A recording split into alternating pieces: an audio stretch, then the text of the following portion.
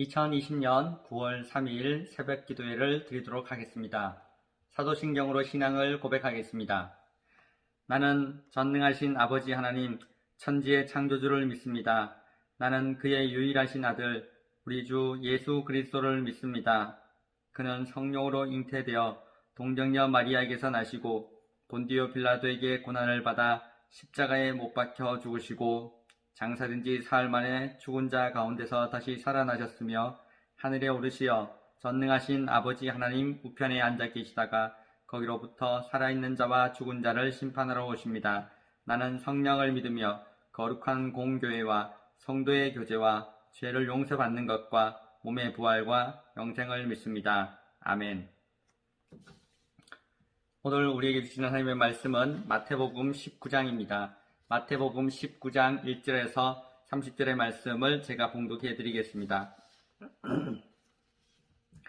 예수께서 이 말씀을 마치시고 갈릴리를 떠나 요단강 건너 유대 지경에 이르시니 큰 무리가 따르거늘 예수께서 거기서 그들의 병을 고치시더라. 바리새인들이 예수께 나와 그를 시험하여 이르되 사람이 어떤 이유가 있으면 그 아내를 버리는 것이 옳으니까? 예수께서 대답하여 이르시되 사람을 지으시니가 본래 그들을 남자와 여자로 지으시고 말씀하시기를 그러므로 사람이 그 부모를 떠나서 아내에게 합하여 그 둘이 한 몸이 될지니라 하신 것을 읽지 못하였느냐? 그런즉 이제 둘이 아니요 한 몸이니 그러므로 하나님이 짝지어 주신 것을 사람이 나누지 못할지니라 하시니 여짜오되 그러면 어찌하여 모세는 이혼 증서를 주어서 버리라 명하였나이까? 예수께서 이르시되 모세가 너희 마음의 완악함 때문에 아내 버림을 허락하였거니와 본래는 그렇지 아니하니라. 내가 너희에게 말하노니 누구든지 음행한 이유 외에 아내를 버리고 다른 데 장가드는 자는 간음함이니라. 지라들이 이르되 만일 사람이 아내에게 이같이 할진대 장가들지 않는 것이 좋겠나이다. 예수께서 이르시되 사람마다 이 말을 받지 못하고 오직 타고난 자라야 할지니라. 어머니의 태로부터 된 고자도 있고 사람이 만든 고자도 있고 천국을 위하여 스스로 된 고자도 있도다. 이 말을 받을 만한 자는 받을지어다. 그때에 사람들이 예수께서 안수하고 기도해 주심을 바라고 어린아이들을 데리고 오매 제자들이 꾸짖거늘 예수께서 이르시되 어린아이들을 용납하고 내게 오는 것을 금하지 말라. 천국이 이런 사람의 것이니라 하시고 그들에게 안수하시고 거기를 떠나시니라. 어떤 사람이 주께 와서 이르되 선생님이여 내가 무슨 선한 일을 하여야 영생을 얻으리이까? 예수께서 이르시되 어찌하여 선한 일을 내게 묻느냐? 선한 이는 오직 한 분이시니라. 네가 생명에 들어가려면 계명들을 지키라. 이르되 어느 계명이오니까? 예수께서 이르시되 살인하지 말라, 간음하지 말라, 도둑질하지 말라, 거짓 증언하지 말라. 내 부모를 공경하라, 내 이웃을 내 자신과 같이 사랑하라 하신 것이니라. 그 청년이 이르되 이 모든 것을 내가 지켰사온데 아직도 무엇이 부족하니까?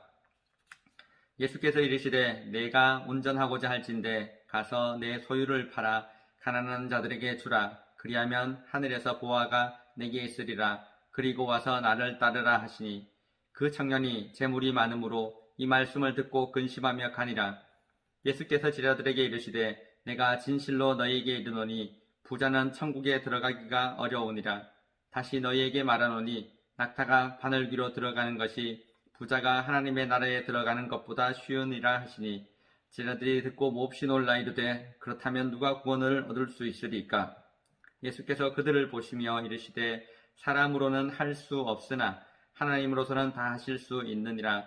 이에 베드로가 대답하여 이르되 보소서 우리가 모든 것을 버리고 주를 따라싸운데 그런즉 우리가 무엇을 얻으리이까? 예수께서 이르시되 내가 진실로 너희에게 이르노니 세상이 새롭게 되어 인자가 자기 영광의 보좌에 앉을 때에 나를 따르는 너희도 12 보좌에 앉아 이스라엘 12지파를 심판하리라.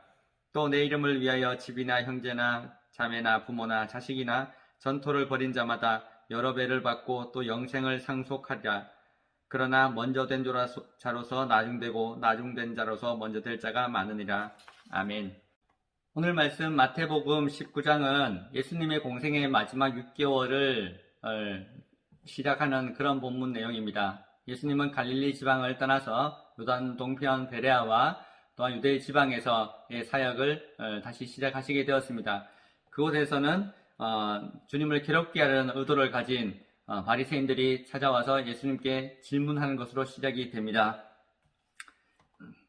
바리새인들은 예수님께 묻기를 이유가 있으면 이혼을 하는 것이 옳습니까? 라는 질문으로 모세의 이혼을 예수님께 화두로 던졌습니다. 요즘 우리 시대에도 사회적인 현상으로 이혼이 계속 늘어나고 있다는 것을 우리는 알고 있습니다. 어떤 통계에 따르면 20년 이상 살았던 부부들의 이혼이 가장 비율이 높다는 그런 통계가 있었습니다.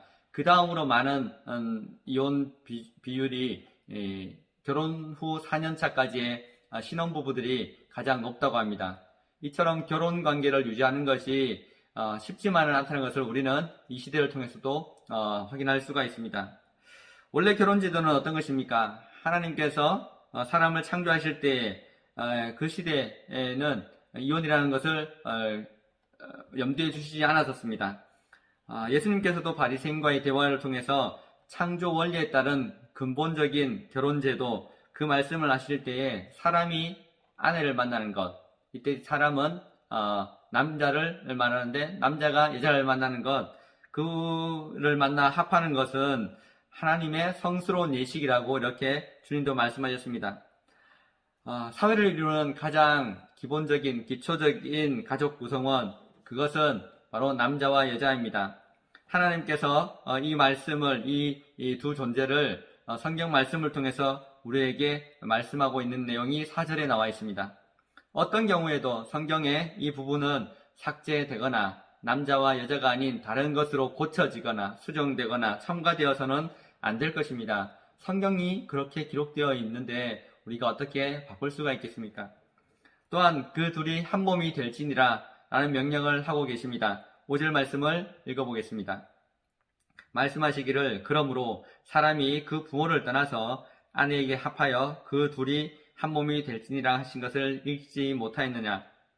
남편된 여러분, 남자가 사람이 아내에게 가는 것, 행복한 가정의 출발은 남편이 아내를 만나는 것입니다. 남편이 아내를 좀 더 사랑하는 것이, 그것이 행복한 가정입니다.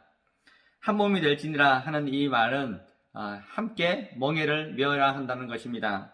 멍에를 메고 혼자 가서 혼자 멍에를 메면 균형이 맞지 않습니다. 삐걱거립니다. 우리는 한 방향, 한 비전을 보고 함께 부부가 멍에를 함께 메고 주님께로 나아가야 합니다. 남자가 부모를 떠나서 독립된 가정을 이루는 것, 그것이 창조세계의 질서입니다. 둘이 만나서 하나가 되는 것, 그것은 아름다운 비밀입니다. 남편은 아내를 사랑해야 합니다. 그래서 에베소서 5장 28절에서도 남편이 자기 아내를 사랑하기를 자기 자신과 같이 사랑하라고 말씀하셨습니다. 남편 된 모든 여러분들, 아내를 사랑해야 합니다. 자기 아내를 사랑하셔야 합니다. 끔찍히 자기 아내를 사랑할 때에 그 가정은 건강한 가정, 행복한 가정이 될 수가 있습니다.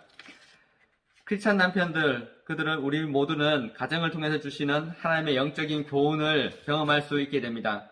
에베소서 5장 28절을 읽어드리겠습니다. 남편들아, 아내 사랑하기를 그리스도께서 교회를 사랑하시고 그 교회를 위하여 자신을 주심같이 하라. 아멘.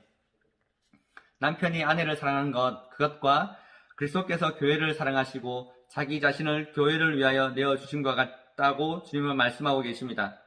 부부끼리 모두가 일치하는 가정이 과연 얼마나 될까요? 서로 다른 식습관을 가지고 있고 서로 다른 환경에서 살았으며 또 서로 다른 가치관, 대화법, 습관이 다를 터인데 어떻게 처음부터 맞출 수가 있겠습니까? 우리는 주님의 말씀 그대로를 받아야 합니다. 그래도 한 몸이 되어야 합니다. 그것이 하나님의 말씀입니다. 서로를 한 몸으로 여기고 그리스도의 사랑으로 상대방을 존귀하게 여기고 그리스도께서 맡겨주신 배우자임을 알고 서로 한 몸 되기를 더욱 힘써야 할 것입니다. 부부가 된다는 것은 하나님의 명령에 순종하는 것입니다. 부부가 되어가는 이 명령 우리는 따를 수 있는 가정이 되기를 간절히 바랍니다. 우리 가정에 남자와 여자가 아닌 다른 어떤 존재를 둘 여지를 가져서는 아니 될 것입니다. 그것은 성경 말씀에 위배되는 겁니다. 이 둘이, 이 남자와 이 여자가 한 몸이 되는 것, 그것을 지켜야 합니다. 우리가 사는 지금 이 시대는 가족 구성원의 이 당연한 원리조차도 점점 바뀌어져 가고 왜곡되어져 가는 그런 흐름에 놓여져 있습니다. 예수님 당시에 사회적 현상 중에 하나가 아내를 버리는 일들이 빈번하게 벌어지고 있음을 바리새인의 그들의 질문을 통해서 우리는 확인할 수가 있습니다. 당시의 이혼은 남자들이 여자를, 자기 아내를 버리기 위한 수단이었습니다. 인간의 이기적 욕망, 그 욕망이 빚어낸 결과가 남편들의 이혼 증서였습니다.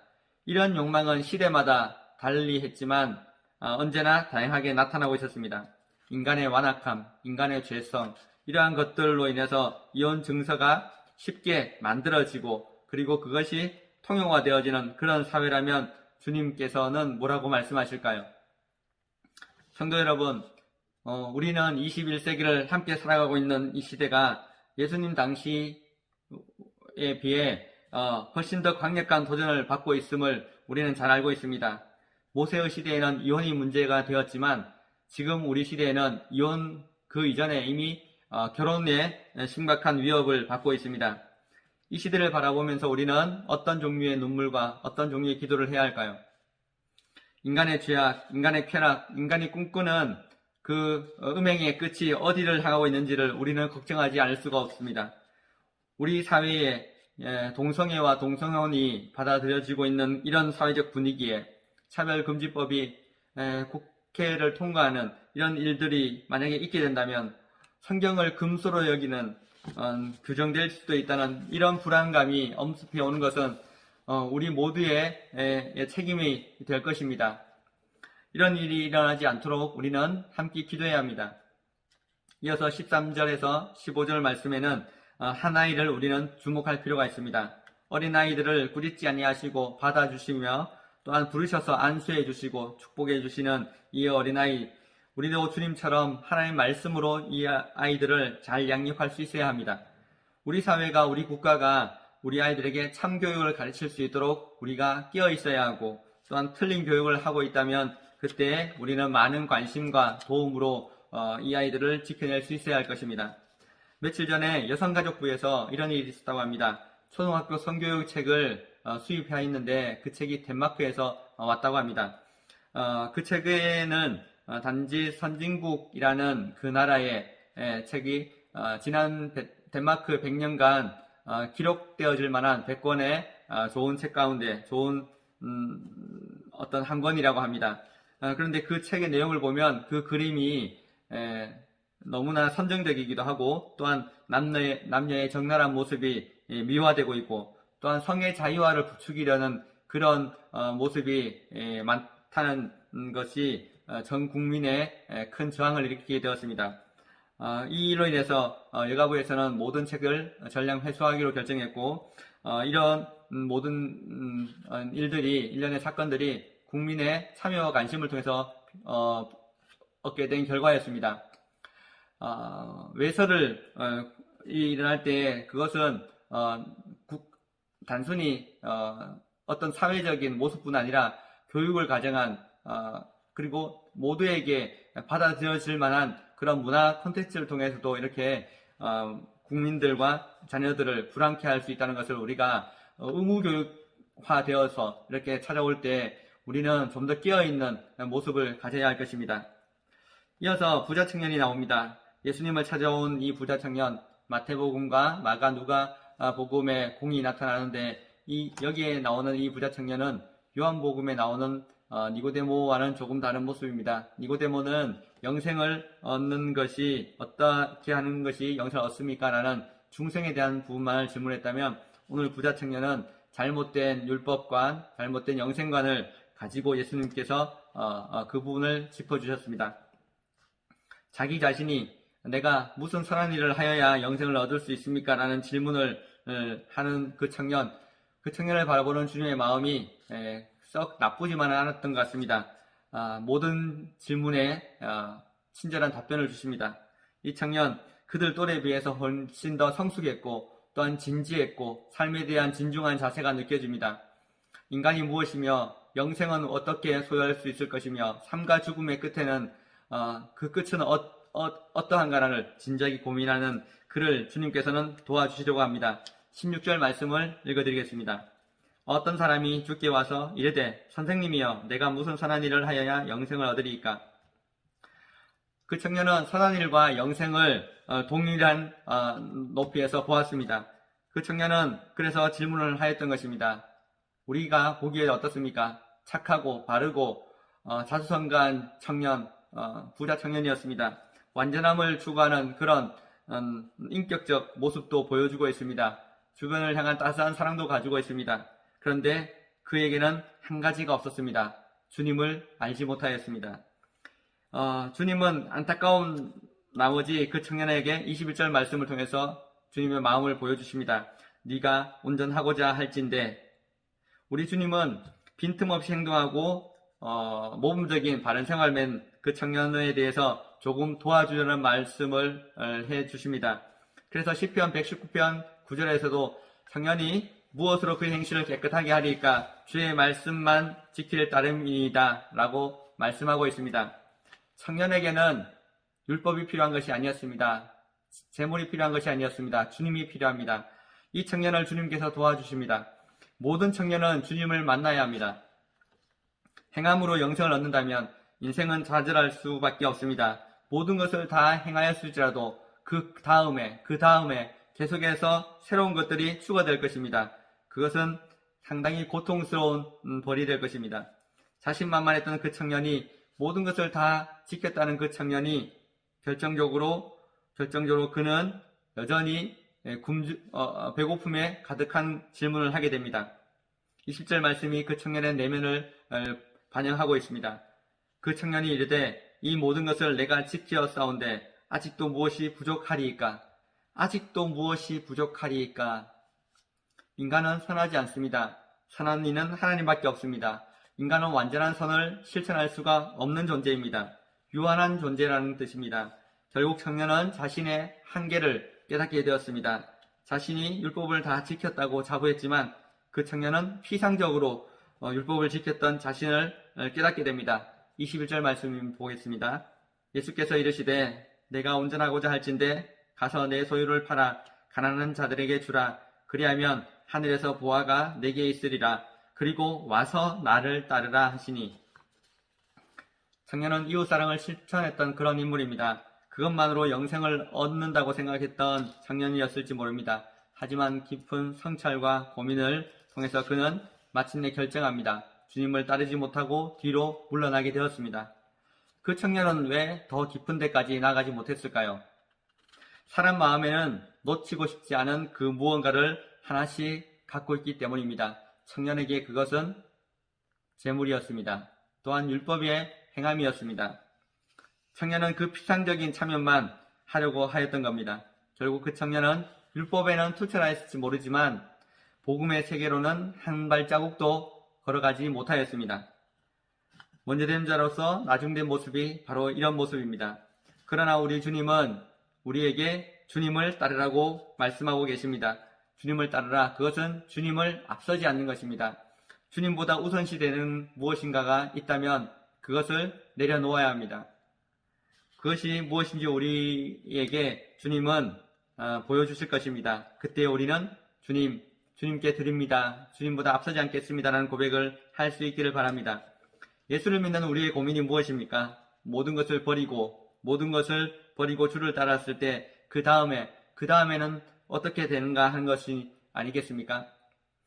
우리는 그 궁금증을 베드로를 통해서 들을 수가 있습니다. 27절에 베드로의 질문이 이러합니다.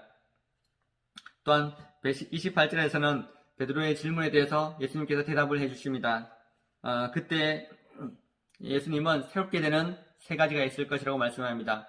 모든 것을 버리고 주님을 따랐을 때 얻게 될 세 가지 것. 첫 번째는 세상이 새로워집니다. 새로운 세상을 맞이하게 된다는 것입니다.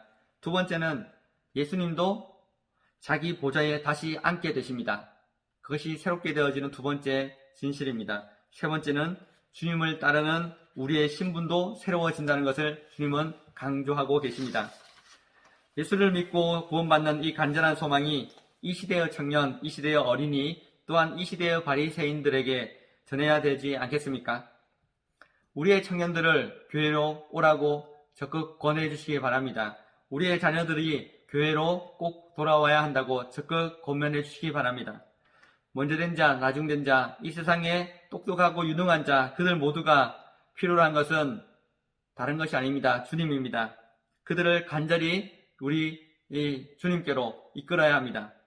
예수님은 우리에게 부분적인 헌신을 말씀하고 계시지 않습니다. 온전한 헌신을 말씀하고 요구하십니다. 온전하신 헌신이 무엇입니까? 예수님을 따르는 것입니다. 예수님을 믿는 것입니다.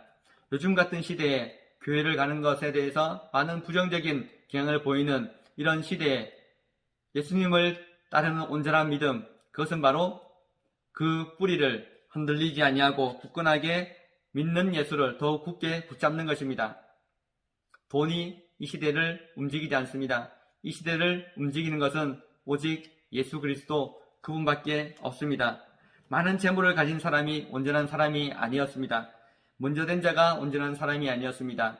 오래된 교회 경력을 사랑하는 사람이 온전한 사람이 아니었습니다. 우리 인생에서 아무것도 예수 그리스도를 대체할 수 있는 것은 아무것도 없습니다. 오직 주님을 사랑하고 주님만을 온전히 따르는 우리 모든 성도님들 다 되시기를 바랍니다. 기도드리겠습니다. 하나님 아버지, 우리를 하나님의 자녀 삼아주셔서 참으로 감사를 드립니다.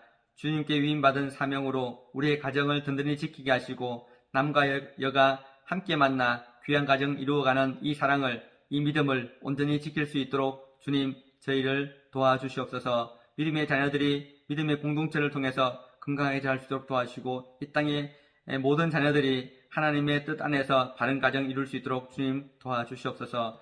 코로나19로 인한 두려움이 이 땅 가운데 있습니다. 이 나라를 불쌍히 여기시고 우리의 가정과 우리의 교회를 지켜주시고 몸이 편치 않은 많은 분들의 건강을 주님 지켜주시고 위로하여 주옵소서. 감사를 드리며 우리 주 예수님의 이름으로 간절히 기도드립니다. 아멘. 하늘에 계신 우리 아버지, 아버지의 이름을 거룩하게 하시며 아버지의 나라가 오게 하시며 아버지의 뜻이 하늘에서와 같이 땅에서도 이루어지게 하소서. 오늘 우리에게 일용할 양식을 주시고 우리가 우리에게 잘못한 사람을 용서하여 준 것 같이 우리 죄를 용서하여 주시고 우리를 시험에 빠지지 않게 하시고 악에서 구하소서. 나라와 권능과 영광이 영원히 아버지의 것입니다. 아멘.